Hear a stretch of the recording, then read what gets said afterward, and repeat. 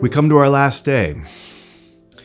And on this day, we are going to discuss acting firmly. I firmly act. Because it's not enough to believe firmly, not enough to be resolved in the will. I have to act. I have to do something. And we saw last time how our actions are aided by divine power, for which we must ask, but then we also have to do that which we ask for, and do what we can do, not what we can't. We all have lots of different powers, capacities. Each one of us has the capacity to think and to love. We have an emotional life that has its own capacities. And then we even have a body that has its own powers. Each one of the powers that we have doesn't come complete. It's part of the drama of being a person. That you get to direct yourself. You get to be formed and to form yourself. How will you form yourself? How do you let others assist to form you, like you're doing now with this series? The goal is what we call a virtue. And the word virtue comes from the word for strength in Latin. That I want all of my capacities to have power, to be strong. But part of the problem is that we use our words when it comes to the moral life in a sort of derogatory fashion. Let me give you an example. If I said that someone is a very good tennis player, and you love tennis, you would think to yourself, I want to watch them play, or I want to play against them, or I wish I had that capacity. But if I said to you, someone is very good, they're a good person, do you notice the difference that takes place in you emotionally when you hear that? The first one is enviable. You think, wow, that person is free and creative. They can enjoy the game that they play. When I say good person, oftentimes we think boring, right? That they don't get to do things that are fun, or they can't be creative. They have to live within the rules, etc. And it's just the opposite. If we think about it in terms of developing the powers of our body, why do we not think about it when we discuss developing the powers of our soul? So, to build a virtue is to build the perfection of a power. We use the term when it comes to a violinist. In other words, if someone is a virtuoso, that word virtue is embedded in there. And what we mean by that, especially if you've ever watched someone who is a true virtuoso, they're not sitting there going through the scales and scraping across those strings. On the contrary, they're creating.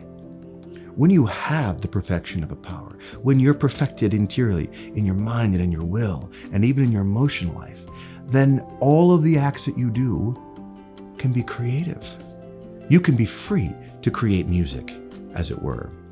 When someone who has refused to work on growing in the virtue can only just kind of scrape it out. And it's usually enjoyable to no one. If you've ever listened to someone playing the violin, you're either really, really good or we're wishing you didn't play.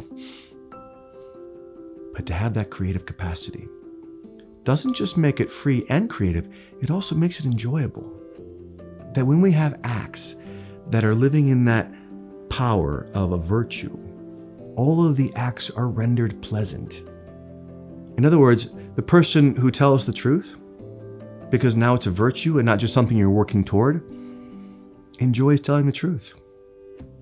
The person who is temperate doesn't miss any longer all those acts that he used to have that were intemperate. He enjoys being temperate and all the joys that come with that, the things he's able to do because of that, to be a man of stable character and firmness.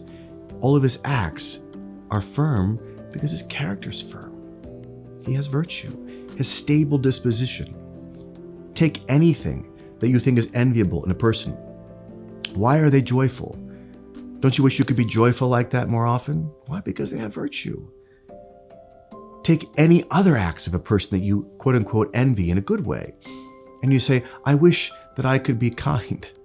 I wish that I could be patient like that person and long-suffering. All of those things you see in them that are enviable, that you want yourself, can be had and should be had. You just have to be patient, even with yourself. Do the things that we've mentioned. Begin to attack what you can. Put in those markers in your day that remind you, let's work on this thing. Let's work on this one thing right here. And I'll make it a daily examination of conscience based upon that. And say, did I do better today than yesterday? Am I going to do better tomorrow? What are the things that I did do well? And have a little reward for it, as it were, by just saying, isn't it beautiful and wonderful to live that way? And eventually it just becomes not something that you do, but of course something that you are.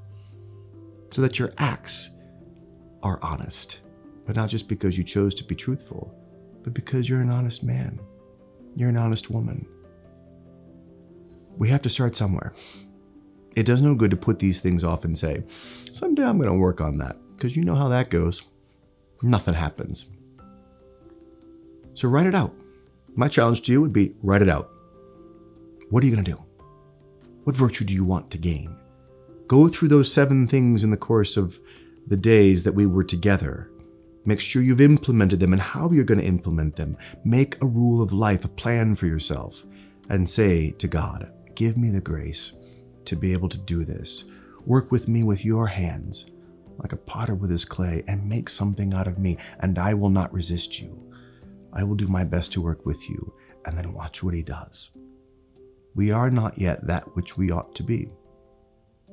And each step you get closer to that kind of freedom, the more joyful life is, and the more you get to enjoy even him and then everyone else around you. So it's been good to be with you for 7 days. And no matter what you take away from this, take at least this much, right?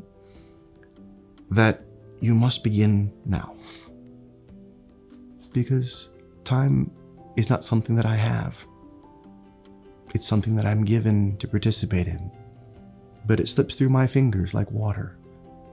I have this one moment to be able to act and to move myself closer to looking like God, to enjoying his love in this life and in the next. Don't give in to any kind of whisperings that might come at you, either from yourself, from others, or from Satan, that will say, this is just the way you are. Because the way you are can change in a second by God's power and your participation. Simply say yes to him and move forward. God bless you.